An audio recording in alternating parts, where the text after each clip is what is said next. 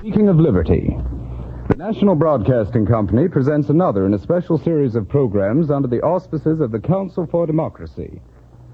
There was free talk in the old New England Town Hall and around the Cracker Barrel in the Crossroads store. And there's free talk by free men every week at this time, led by our host, Rex Stout.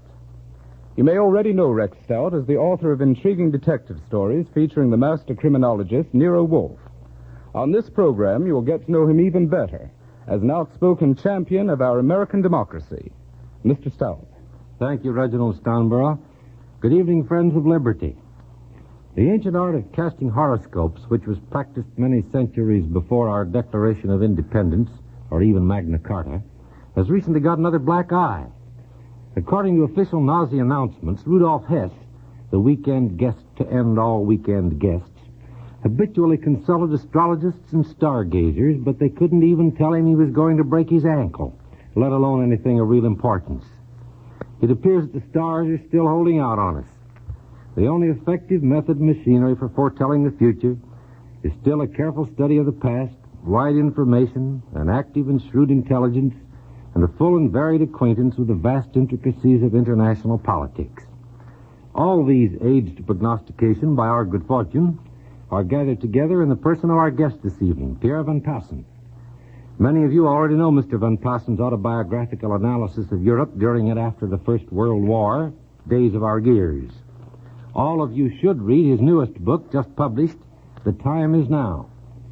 Mr. Van Passen, we've asked you to come and tell us a little something as an experienced political observer of the shape of things to come.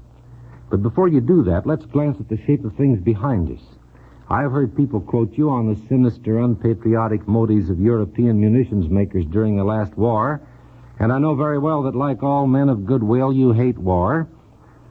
That is very true, Mr. Stout.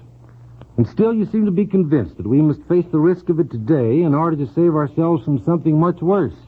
That is also true. And if you don't mind, start with this. Why did we fail to make the world safe for democracy 20 years ago when our hopes ran so high? The answer to that question, Mr. Stout, is that we were not equal to the challenge that faced us. We allowed ourselves to be overcome with disillusion. We ridiculed the great apostle of the League of Nations, Woodrow Wilson, and we killed with laughter that first attempt to establish an international order sanctioned by international justice and agreement. We call it unrealistic and utopian and the folly of dreamers and professors. Do you think that if we hadn't withdrawn from Europe, we could have made a new order really effective? Well, we could at least have tried. Instead, some of us were guilty of weakness and cowardice and narrow self-interest. What faces us today is the direct result of our own lukewarmness to the ideals of democracy. The forces of evil abroad in the world at this time have found a place already prepared for them. The ground was cleared for their emergence into the light of day because of our own lack of vigilance, because we paid only lip service to democracy, because we regarded it merely as the comfortable status quo in which our own nation could enjoy a measure of well-being. That is why we failed 20 years ago, Mr. Stout, and that is why, unless we wake up very soon, we shall fail even more tragically today. And a second failure would be even more calamitous than the first one. Mr. Stout, the issue is nothing less than our own national freedom and independence. You think I exaggerate, perhaps. Let me explain. I believe the American people is a great and courageous people, and that it is willing to face the truth, no matter how bitter and forbidding that truth may be. We'd better face it. Nehru, the great Indian leader, says that the truth is like a tiger. Face it, and you can tame it. Turn your back to retreat from it, and it will leap on you and devour you. The truth we must face today is that the conflict raging in the world is not just another war in Europe.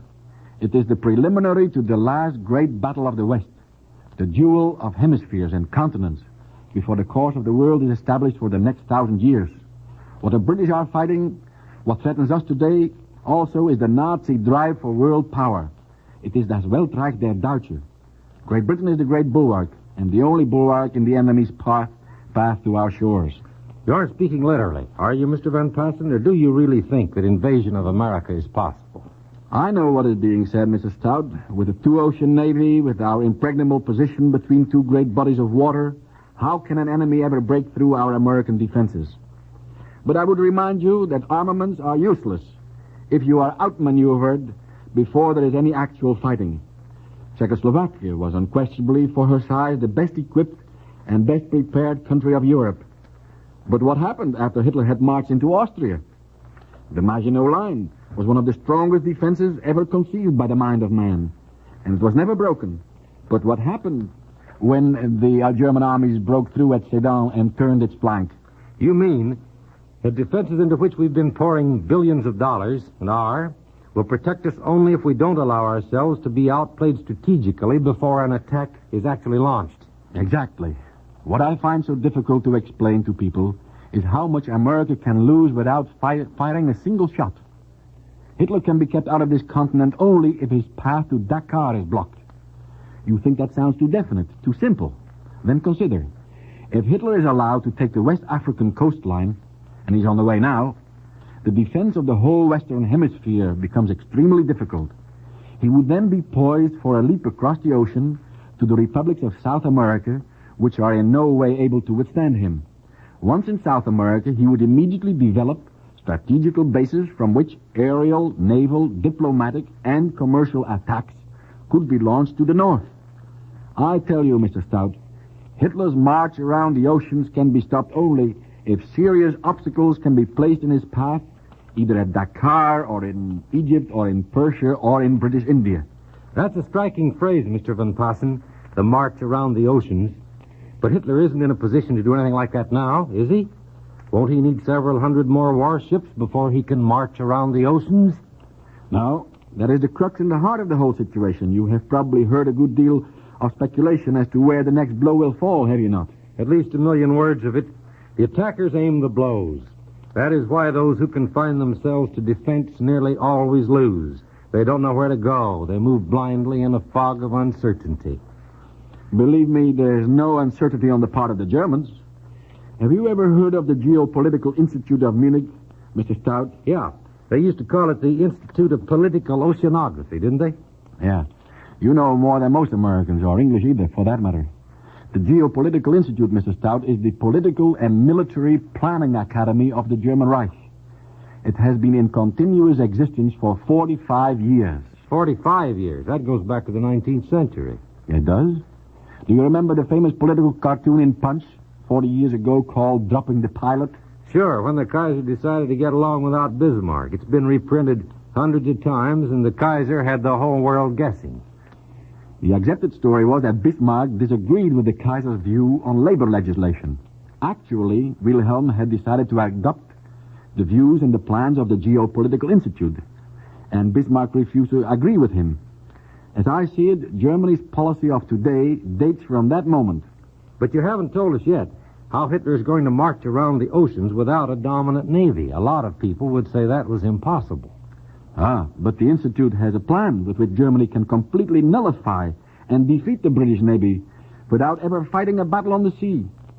Hitler's armies are driving to those shores from which they can dominate the shipping of the world. In other words, the German army is pitted against the British Navy. The battle we have been taught to consider impossible is being fought at this moment, and the Nazis are proceeding entirely according to plan. Hitler can fight the Battle of the Pacific as well as the Battle of the Atlantic without ever invading the British Isles. The skeptics still shake their heads, Mr. Van Passen. With the British Navy together with our own still in command of the sea? That is just the point, Mr. Stout. The British Navy will not be in command of the sea because it will have no more bases and harbors from which to fight. Its foreign bases seized, its home ports and dockyards bombed into junk. Of what use will be the Navy if it has nowhere to land, nowhere to take on ammunition, nowhere to go for repairs? No, believe me, the march around the oceans is no idle dream or boast. Gradually, as the smoke and dust lift over the battlefields, the geographic significance of Hitler's conquests reveals itself. His military moves conform strictly to the design mapped out by the Geopolitical Institute, and the goal is the final domination of the oceans. Look for yourself. Merely glance at the globe of the world. Why did Hitler intervene in Spain? Why did he assist the Italians in North Africa and Greece? Because even as early as the Spanish Civil War, his two objectives were Gibraltar and Suez. With those 2 points in German hands, all British operations in the entire Mediterranean basin become impossible. And the Mediterranean itself is just the beginning. Actually, it is merely a great canal connecting the Atlantic and the Pacific. Conquest of the Mediterranean is the prologue to the Battle of the Oceans. Well, if Hitler wanted to conquer Greece as a stepping stone, why did he wait so long before he came to Mussolini's help? Did he just want to show his partner up? Oh, no. The German plan proceeded accurately on schedule. They waited, please observe, until the British had come to the aid of the Greeks, and in so doing had weakened their forces in Libya. Then what? Why, the Italian fleet comes out and is chased and caught by the British at Cape Natapan, but at the same moment, with British attention safely distracted and their land forces dispersed, the Germans quickly ferried their troops and tanks to Tripoli. And look what is happening in Crete, and the drive on Suez, vitally dangerous hard thrust to the British Empire, is launched in full force. Say they get Suez, Mr. Van Passen. They may not, but say they do. Assuming that Hitler does win the entire Mediterranean, what happens next? Next time you look at the map of the world, Mr. Stout, bear these names in mind. There are not many names, barely more than half a dozen, but ask yourself what effect they would have on the control of seaborne commerce, or on navies desperately trying to defend the British Empire and the continental United States. Gibraltar and Suez have already been considered. Dakar and Cape Town in Africa, Singapore, Natal on the east coast of South America, Panama, Manila and Pearl Harbor at Hawaii are, of course, islands and cannot be reached. But if Dakar falls, every other one of these great bases can be reached by German tanks and guns by routes that go over land, or such short stretches of water that their approach can be covered by land-based aircraft. That, Mr. Stout, is the march around the oceans, the master plan by which Hitler could defeat the British Navy and threaten the coasts of the continental United States without ever invading the British Isles, unless steps are taken to stop him soon. If we do decide to stop him, how are we going to do it? Not, I presume, by making faces at him. Oh, no. First of all, we must keep our eyes glued on the continent of Africa, because it is there that the battle for the Atlantic will be fought. If the march of the German armies is to be stopped, we must let them know where we consider our line of defense to begin, and convince them that if they cross that line, we will intervene to stop them.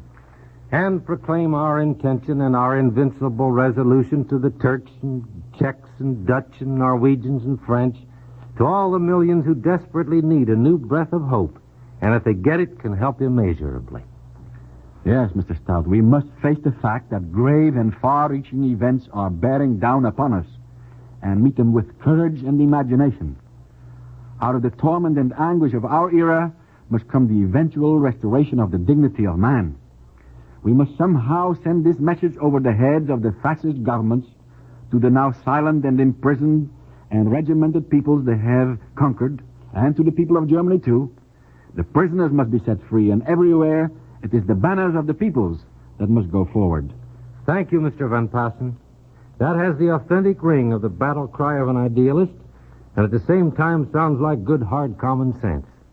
A democracy needs its Alexander Hamilton as well as its Patrick Henry.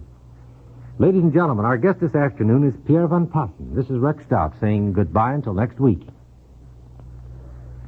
You have just heard the sixth of a special series of programs entitled Speaking of Liberty, brought to you each week at this same time by the National Broadcasting Company in cooperation with the Council for Democracy, a national organization dedicated to the propagation of an American faith in democracy. Next week, Rex Stout will bring Louis Adamick to the microphone. A copy of the script of this broadcast will be mailed free to anyone requesting it. Please address your letter or card to the Council for Democracy, 285 Madison Avenue, New York City.